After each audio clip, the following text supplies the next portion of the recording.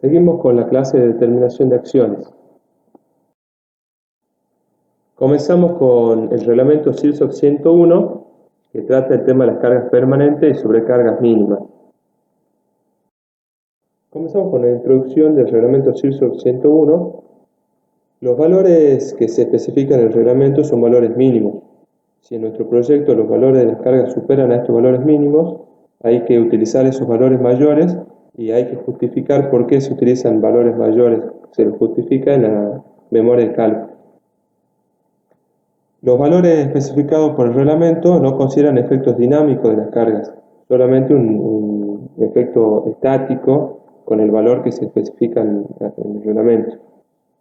Estos valores de carga se tienen que utilizar en las combinaciones de acciones, tanto para los estados límites últimos como para los estados límites de servicio.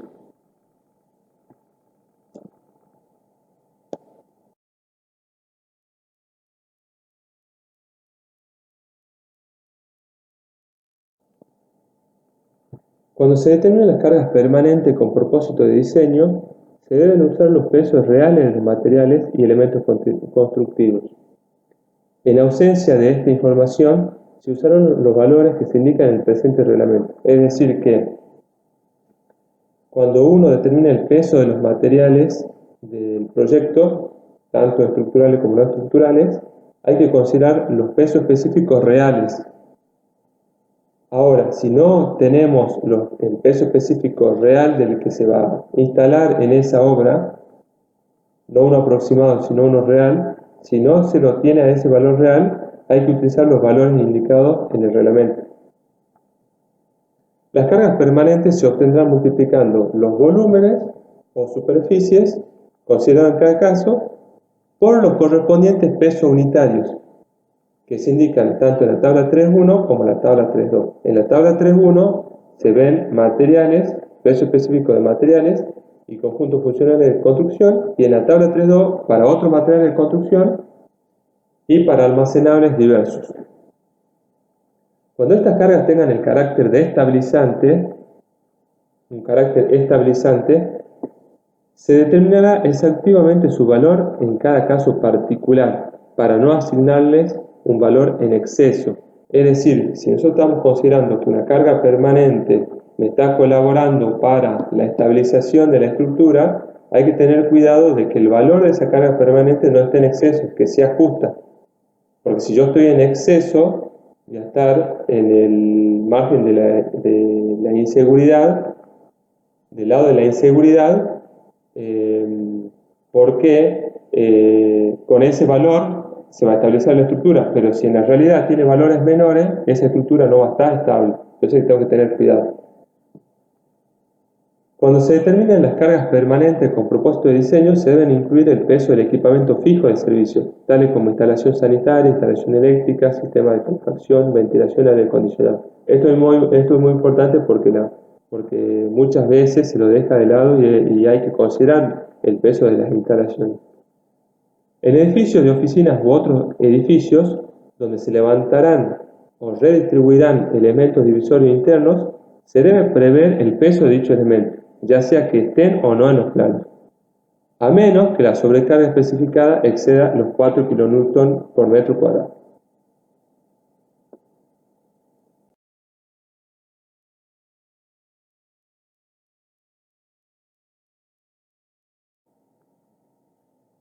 Bueno, acá tenemos la tabla 3.1 del reglamento, que establece pesos unitarios de los materiales y conjuntos funcionales de construcción. Posee 3 columnas. En la primera tenemos la descripción del elemento, en la segunda el peso unitario por metro cuadrado y en la tercera el peso unitario por metro cúbico. Como ven, el primer elemento es cielo raso, ¿sí? Entonces va repasando los diferentes sistemas constructivos con sus diferentes variantes, cielos rasos, cubiertas,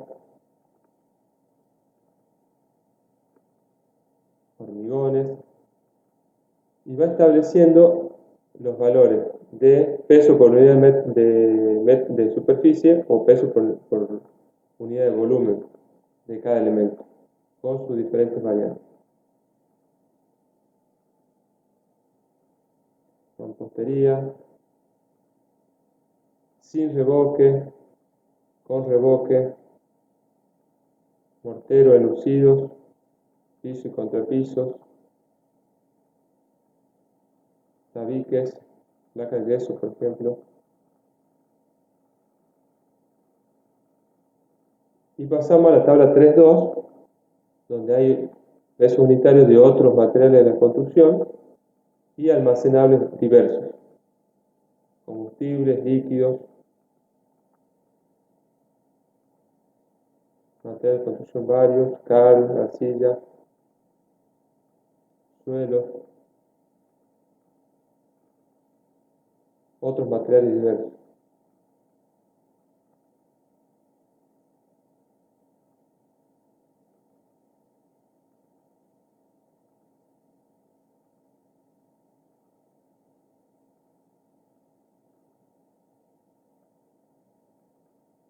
Y termina con las rocas.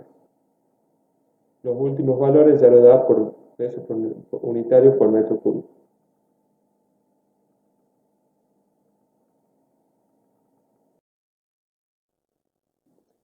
Bueno, comenzamos con sobrecargas. Cargas uniformemente distribuidas. Las sobrecargas usadas en el diseño de edificios y otras estructuras serán las máximas esperadas para el destino deseado en la vida útil de la construcción, pero en ningún caso deben ser menores que las cargas mínimas uniformemente distribuidas requeridas en la tabla 4.1. Más adelante vamos a recorrer la tabla 4.1 y vamos a ver en qué consiste esa tabla. Principalmente están los destinos al que se le puede dar según el proyecto a cada local y según el destino se le asigna la carga. Como vemos, siempre, esto es similar a lo que era permanente, siempre hay que considerar la máxima sobrecarga esperada según el destino deseado para la vida útil de la construcción.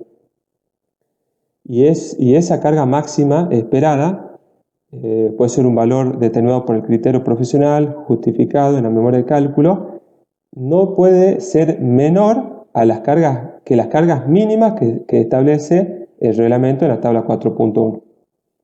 Luego tenemos el siguiente artículo que dice que hay que ver el artículo 3.15, que se lo pone más abajo, y recordamos que decía, en edificios de oficinas u otro edificio donde se levantarán o redistribuirán elementos divisorios interiores, se debe prever el peso de dichos elementos, ya sea que estos se muestren o no en los planos, a menos que la sobrecarga especificada exceda los 4 kN por metro cuadrado.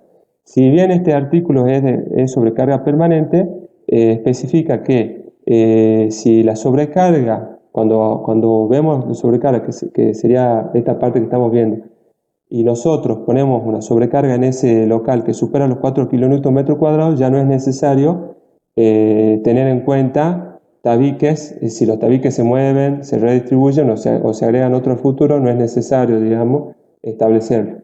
Sí se cumple con eso. Cargas concentradas. Los pisos y otras superficies similares se deben diseñar para soportar con seguridad las cargas uniformemente distribuidas prescritas en el artículo 4.1, que es el que vimos recién. O la carga concentrada en kilonewtons dada en la tabla 4.1, la que produzca las mayores solicitaciones. Esto también lo mencionan cuando vemos la tabla más adelante. Acá, ¿qué vemos? Que hay que considerar la carga uniformemente distribuida por un lado y por otro lado la carga concentrada que está también en la tabla según el destino en la tabla 4.1. La que produzca mayores solicitaciones, esa es la que vamos a tener en cuenta para seguir con nuestro cálculo.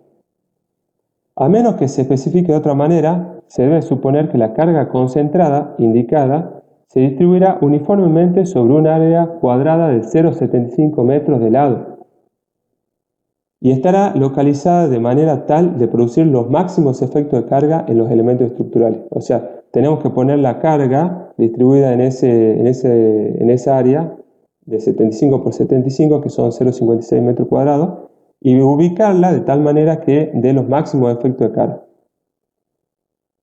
Para el caso de cubierta de edificios destinados a depósitos, almacenamientos comerciales, de manufactura, entrepisos de garajes comerciales, cualquier nudo de cordón inferior de cabreada expuesta de cubierta o cualquier nudo perteneciente al sistema estructural de cubierta sobre el que apoyan cabreadas, debe ser capaz de soportar, junto con su carga permanente, una carga concentrada suspendida no menor que 9 kN. Entonces, para cubiertas y entrepisos, con estos destinos que se menciona acá, se debe considerar una carga de 9 kN, una carga concentrada de 9 kN en los nudos y en los puntos desfavorables, y calcular los esfuerzos y el efecto de carga que produce esa carga. Es decir, un ejemplo, estamos diciendo que cubiertas con una cabreada, la cabreada está expuesta de esa cubierta, es decir que, por ejemplo, estamos en el interior de un local, vemos la cabreada en el interior y en uno de los nudos, en el que sea más desfavorable, colocamos la carga de 9 kN y calculamos los esfuerzos y la deformación. Eso hay que considerar en todos los destinos que menciona este párrafo. Para todos los otros destinos, cualquier elemento estructural de una cubierta de edificio debe ser capaz de soportar una carga concentrada de 1 kN ubicada en la posición más desfavorable. Las cargas concentradas para estructuras de cubierta indicadas en los párrafos anteriores no actúan simultáneamente con las sobrecargas especificadas en el artículo 4.9. Este artículo 4.9, lo vemos más adelante, habla de las sobrecargas en cubiertas. Entonces, acá hablamos de cargas concentradas en cubiertas y en el artículo 4.9 vemos sobrecargas en cubiertas. Lo que decimos es que hay que considerar las dos cosas, o sea, la carga concentrada por un lado y la carga distribuida, pero no simultáneamente. Habrá que considerarla una por un lado y la otra en diferentes combinaciones de cargas diferentes y ver la que produce efectos de carga mayores. Y la que produzca efectos de carga mayores más desfavorables, es la que se tiene que utilizar finalmente.